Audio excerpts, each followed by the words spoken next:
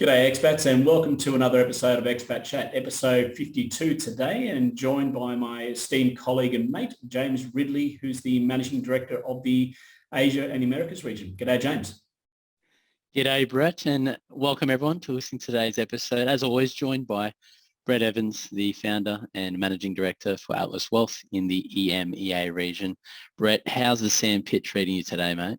Mate, summer's here. Summer's here. You got the polo on. I'm on the way to physio, so this side here. Physio, of course. Yep. Physio today. But yes, it's I think the relative, what they call the heat index, which is like the relative, temperature when you take account humidity, was 52 or 53 yesterday. So it's getting up there. Summer's here with a vengeance. Everyone's in this place at the moment. School's finished. And people are looking for cooler climates. Yeah, I bet. So it sounds obviously like there's a bit of a mass exodus around this time because summer's summer's a bit ridiculous over there, isn't it? We were pretty lucky. I mean, normally May's hot and then June's hotter. May was pretty good, but then June's has come and smacked us in the face. And, the details are just, when you look at the numbers, they're talking about 50-degree temps. That's not even taking into account the heat index, plus up to 70% humidity in some locations. It's wild and woolly, but that's right. Well, we've got AC, so feel sorry for those working outside, but for those that's inside, it's not too bad. Just don't go outside. Yeah, that's right. And I guess today it's the last day of the financial year, which is nice. Happy end of Australian financial year. Everyone listening, that's how. I think everyone's happy to see the end of this second quarter. Second half of the financial year. In the review. First half started well, second half not so well. It's going to be interesting to see how the first quarter of next year, tomorrow, starts. I think the big one to me that I'm really keen to see what happens is next Tuesday when the RBA meets again. And the rate rise is a given, whether it's 25, 50 bips. Don't forget, I've got a carton of beer on 50, so we'll see if that comes true. That's right. Well, I think, you talk to just, you even said it before the call today, talking to see how everyone's going at work and everything seems busy, people aren't being laid off or anything like that. There's plenty of work going on. So it will be interesting. I agree. Interest rates, we know sort of where they're heading. I think the 1 year Australian government bond was pricing sort of 2.6% yield. That's in 12 months time of where the potential RBA rate could go. I was going to say probably 0.25 and then 0.5. But I think 0.5, looking at how markets are pricing in, 0.5 is pretty reasonable, to be honest. Really excited, though, to get earnings season. Earnings season well on its way. We'll get some of those good reports coming out in the next sort of 1 to 3 months. Gives us that insight into the first start of the year as well as financial year. But financial year, it's taken the first 6 months, which is hard to read too much into because it's very accommodative, that environment, the last 6 months of last year. Now we're really in the thick of it. It'd be good to see how, your typical ASX blue chip type companies have performed and how markets have priced, obviously the current market and obviously companies, whether they've gone, too low. They've taken bets on companies not being worth those kind of future cash flows, which I think there'll be a lot of misses, to be honest. I reckon there'll be some good results posted and markets will have obviously their day, but we'll just have to wait and see. Earnings season, it's always a good time. No, I completely agree. And that's the biggest thing I think is we love that coalface feedback, that data. And it's not so much the number, but also the guidance that the CEOs give. If they're talking a bad story, then guess what? We're in this grind for longer. I don't think they will. I think there'll be a bit of hesitancy, but I don't think it'll be the doom and gloom that the market's priced in right now. No, I agree. I think naturally, they'll always tread carefully with whatever they're saying, but I agree. I think there's just quality companies out there which are priced well under their fair value, and I think some of those companies are going to actually do quite well through earnings season because once they start reporting some of the profits and revenue, the market will eat that up, and there'll be some good little jumps there. So yes, it'll be a good earnings season. Get a bit of a lens into potentially the next 6 months. But mate, we're digressing. I want to talk about an important topic today. And we're talking Singapore, Australian expats. Yeah, that's right, mate. Plenty of Aussie expats in Singapore. I think What am I last time I planning to do, checked. by the way? Yeah, well, I was going to say last time I checked, I think the population of Aussies over there, it's above 25, probably closer to 30,000 to be honest. So there's a really big cohort of Aussies over there doing terrific things. And I've come across this nasty exit tax, and I sort of read about it a little while ago, and now sort of I've helped a few clients try and plan for it practically as they've left Singapore, and it's something which doesn't really get a voice or talked about, and it's probably mainly due to the fact that everyone that's in Singapore understands that there's no capital gains tax. You know, there's no capital gains tax on direct shares. Property's a different basket, but you know, when you're over there and you're working from one of the big corporates, you might be given a lot of shares dumped onto you. Now, before I go any further, I'm going to let Brett do his jingle and disclaimer. All information that you're about to hear, receive and infuse into your brain should be treated as information and entertainment purposes only. Please speak to a professional like Atlas if you have any questions. That's great, man. I love the word infuse there. Good use. Now, as we dive into this topic, again, taking a step back. So when we're over there working for, say, one of the corporates, and we're lucky enough to receive shares as part of our employment agreement, let's say you received an amount when you first sign up, and then there's sort of a bit of a vesting cliff after 1 year and 3 years, and then you get these quarterly vests. There's a lot of different types of sort of, I suppose, equity stock incentives where you'll receive restricted stock units where you're just given shares. And then you might receive employee share options, which they're given to you when you sign up, but they have to vest over a certain period. And every quarter, you know, there's a bit of a cliff where, okay, this portion they're vested to, you can now exercise them if you want or not. Very common when you're residing in Singapore. If you are given employee share options, you can exercise them, but at that time, you don't actually pay any tax. And if you've got any which are still vesting to you, then, you know, they're just in the rear view, or I suppose they're over to the side. You're not really worried about them. Now, when you leave Singapore and you, say, get assigned onto another location, whether it's the US, Hong Kong, somewhere in Europe, or you get sent back to Australia, if you do have employee stock options, which are still vesting to you, regardless of them still vesting to you, you're not being able to yield any value from them. You actually have to pay tax on them on the month prior to your termination on the local Singaporean employer. So this can really catch out a lot of Aussie expats, because if you think about a hypothetical situation where you might have a considerable amount of options just dumped on you, but they're still vesting over, say, a 5 to 10 year period. So you can't do anything with them. You can't obviously exercise them. You can't get to that value. But the fact that you have to pay tax on them when you leave, even though they're still vesting, means, you know, if you've got, say, options worth $1 million, that $1 million can very quickly turn into a very large tax bill, you know, maybe an additional 250, 300,000 on top of what your income tax bill might be when you leave. And that's something that I've seen personally with a client recently. And it's a bit of a nasty shock.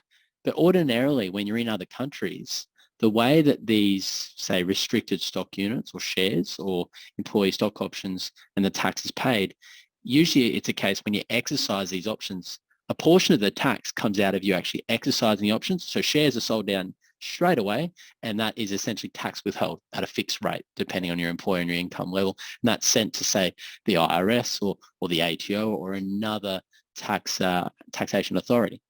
But in Singapore, not actually the case. And that's why this is a bit of a nasty exit tax, which does come out of nowhere, to be honest, because naturally you're in Singapore, low tax environment, cost of living obviously a bit higher than Australia, no capital gains tax. It's not a consideration, not something you really think about. Yep. And also, too, I think the other concern is you get 7 days to pay it. So yeah, that's right. You know, oh yeah, give us the money over the next 30, 60, 90 days. No, here's the bill. We need the money in 7 days. Yeah, absolutely. And I mean, that's probably one of the issues, because you really don't want to piss off the IRD over there. And, you know, everything sort of feeds into one other department. You know, your visa, okay, you don't pay your tax, and they might have the powers to actually lock your bank accounts and take it directly from your bank account, which they can do, to be honest, in some countries.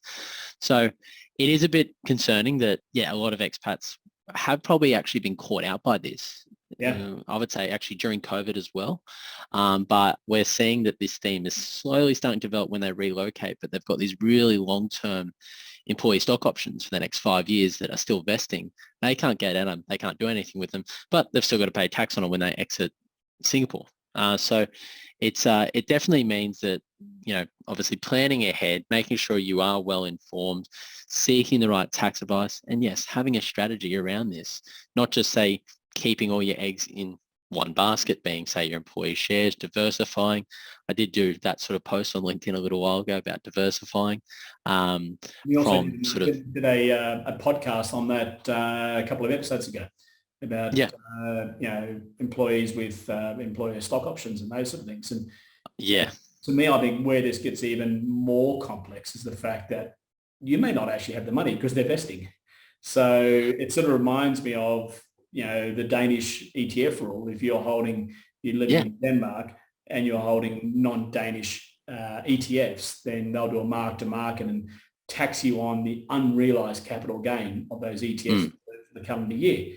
Even though you haven't crystallized anything, you still have to pay that tax. And this is the same. You can have $10 million worth of bloody unvested stock options out there.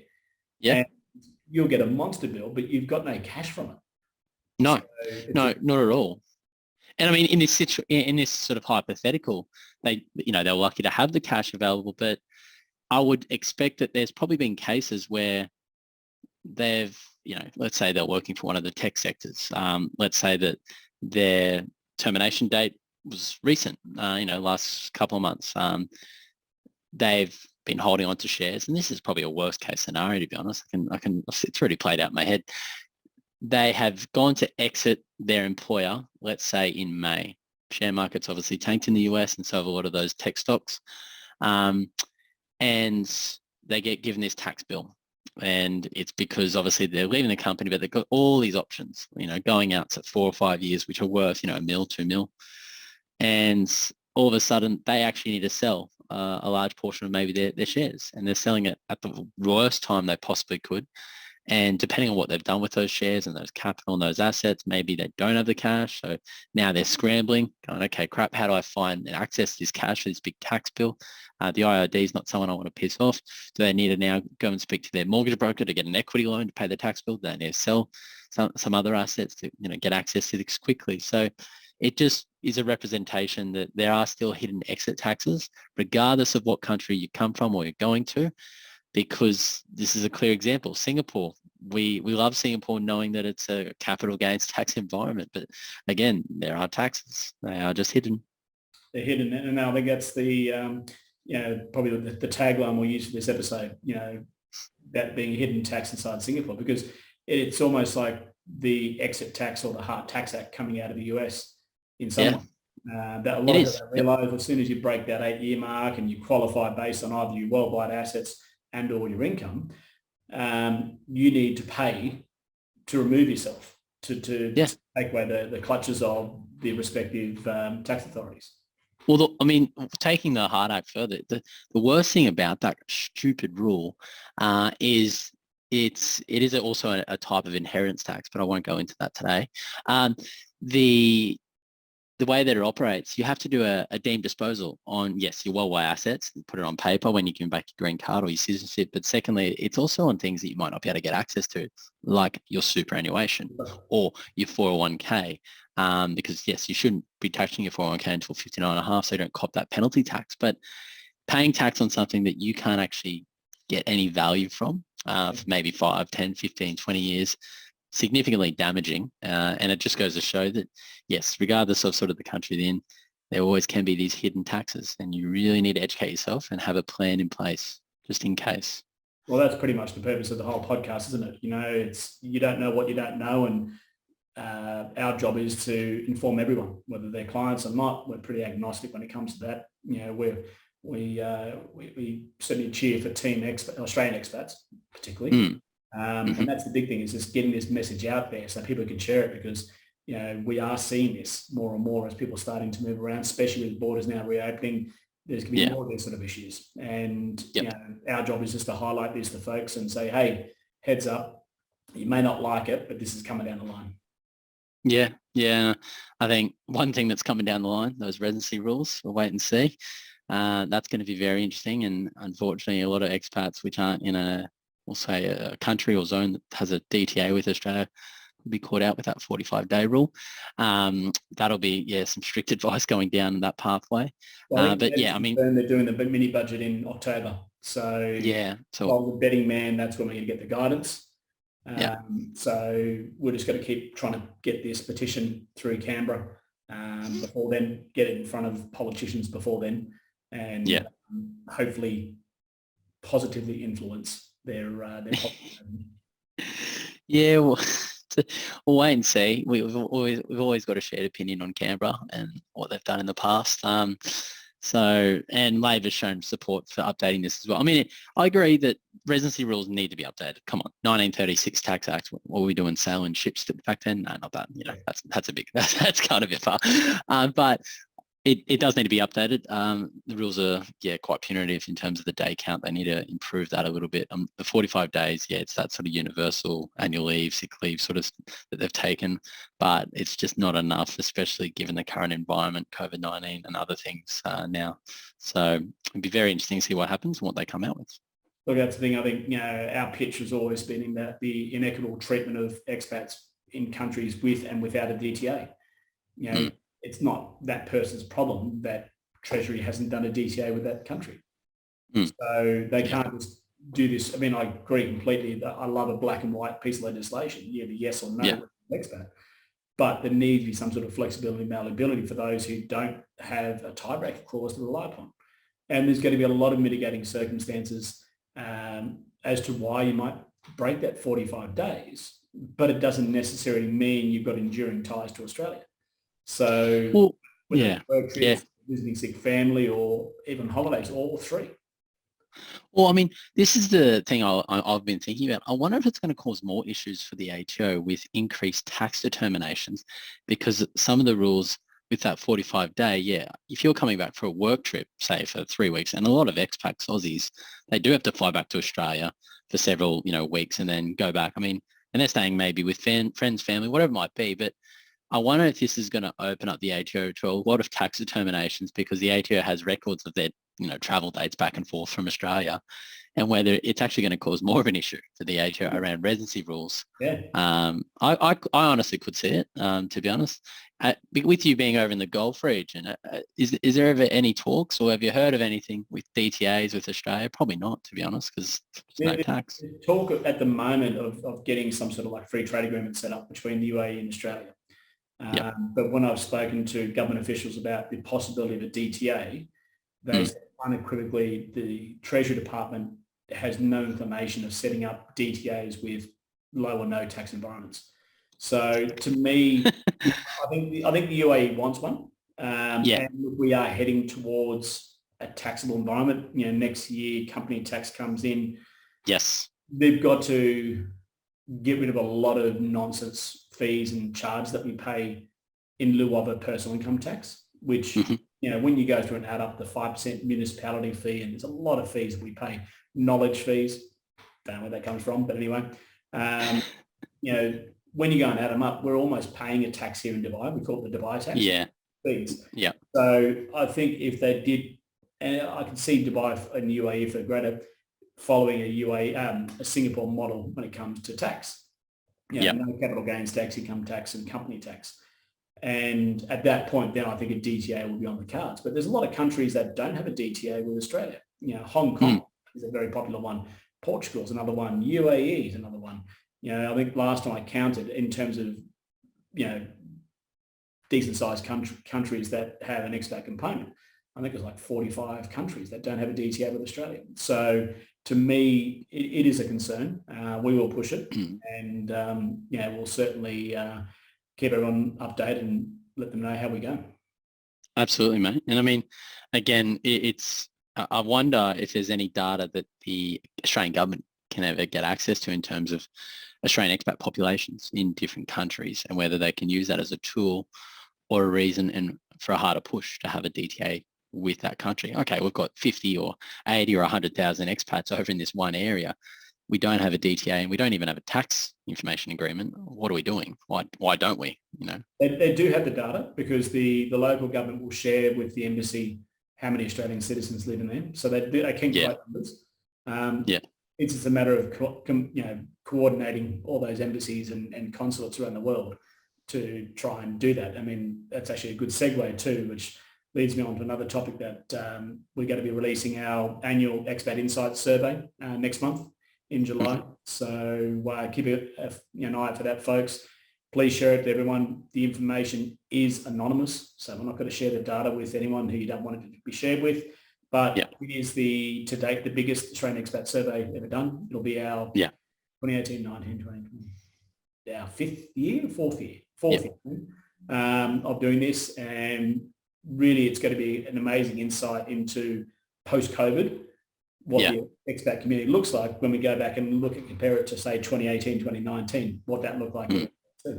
So keep an eye for that, guys. Mate, I think we'll wrap up there. We don't want to bore people too much. Housekeeping issues, guys, below there'll be the Q&A link. If you've got any questions and answers you'd like answered, please click on that link, send them through. Keep up with the reviews, keep up with the recommendations, and we really appreciate you guys out there. Sounds good, mate. Thanks for stopping by. Mate, we'll see you soon. See you, mate. Thanks, mate.